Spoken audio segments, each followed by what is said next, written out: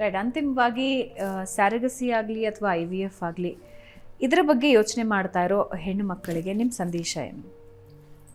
ನಾನು ಹೇಳೋದೇನು ಅಂತ ಹೇಳಿದ್ರೆ, ಅದೇ ಎಲ್ಲರೂ ಗೈಡ್ ಮಾಡ್ದಂಗೆ ಅಪ್ಪ ಅಮ್ಮಂದ್ರೆಲ್ಲ ಸಹಜವಾಗಿ ಮಾಡ್ಕೊಂಡು ಹೋಗೋರು ಮಾಡ್ಕೊಂಡು ಹೋಗ್ತಾರೆ.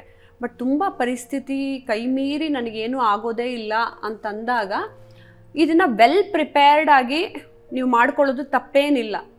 ನಾನು ಓಪನ್ ಆಗೇ ಹೇಳ್ತೀನಿ. ಆಮೇಲೆ ಅನೇಕರು ಏನು ಮಾಡೋಣ ಗೊತ್ತಾ, ಆಮೇಲೆ ಮಾಡ್ಕೊಳ್ಳೋಣ ಅಂತ ಫ್ಯಾಮಿಲಿಲೂ ಪುಷ್ ಮಾಡಿಬಿಟ್ಟು ಇತ್ಲಾಗ ನೀವು ಎಗ್ಗು ಎತ್ತಿಟ್ಟಿರಲ್ಲ, ಇತ್ಲಾಗ ಎಂಬ್ರಿಯೋಸು ಮಾಡ್ಕೊಂಡ್ರಲ್ಲ, ಇತ್ಲಾಗ ನಿಮ್ಮ ವಯಸ್ಸು ಮುಗ್ದೋಗ್ತಾ ಇರುತ್ತೆ, ಎರಡೂ ಎಲ್ಲ ಕಳ್ಕೊಂಡ್ಬಿಡ್ಬೇಕಾಗತ್ತೆ. ಇಂಥ ಪರಿಸ್ಥಿತಿಗಳೇ ಅನೇಕರ ಕುಟುಂಬದಲ್ಲಿ ಆಗಿ ಡಿವೋರ್ಸ್ ಆಗಿ ಈಚೆ ಬಂದಿರ್ತಾರೆ. ಅವ್ನು ಬಿಡ್ಲೇ ಇಲ್ಲ ನನಗೆ ಮಕ್ಕಳು ಮಾಡ್ಕೊಳ್ಳೋಕ್ಕೆ ಅನ್ನೋದಕ್ಕೆ. ಸೊ ಯಾಕಂದರೆ ಎಲ್ಲ ಹೆಣ್ಣಿಗೂ ಅದೊಂದು ಆಸೆ ಇರುತ್ತೆ, ನನ್ನ ತಾಯಿ ಆಗಬೇಕು ಅಂತ ಅನ್ನೋದು. ಅಂಥ ಪರಿಸ್ಥಿತಿಲಿ ಎಮೋಷ್ನಲಿ ಅವ್ರು ನೊಂದ್ಕೊಂಡು ಇನ್ನೂ ಸೆಕೆಂಡ್ ಹಾಫ್ ಆಫ್ ಲೈಫ್ ಇನ್ನರ್ಧ ಜೀವನ ಹಾಳು ಮಾಡ್ಕೋಬೇಕಲ್ಲ, ಅಂದರೆ ನೊಂದ್ಕೊಂಡೇ ಬದುಕಬೇಕಲ್ಲ.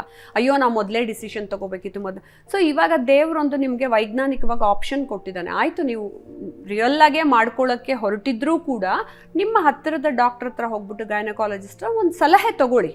ಈಗ ಈ ಆಪ್ಷನ್ ಇದೆಯಲ್ಲ, ನಾನು ಆಪ್ಷನಲ್ಲಿ ಹಿಂಗೆ ಎತ್ತಿಟ್ಕೊಂಡಿರಲ್ಲ, ಆಮೇಲೆ ನ್ಯಾಚುರಲ್ ಆಗೇನೆ, ಅಂದರೆ ಮದುವೆ ಆದವರು ಹುಡುಗಿರು ಅಂತ ನಾನು ಯಂಗ್ಸ್ಟರ್ಸ್ಗೆ ಹೇಳ್ತಾ ಇಲ್ಲ, ಮದುವೆ ಆದ ತಕ್ಷಣವೇ ಮಕ್ಕಳು ಮಾಡ್ಕೋಬಾರ್ದು ಅಂತ ಒಂದಷ್ಟು ಅಂದ್ಕೊಂಡಿರ್ತಾರಲ್ಲ, ಒಂದು 5 ವರ್ಷ.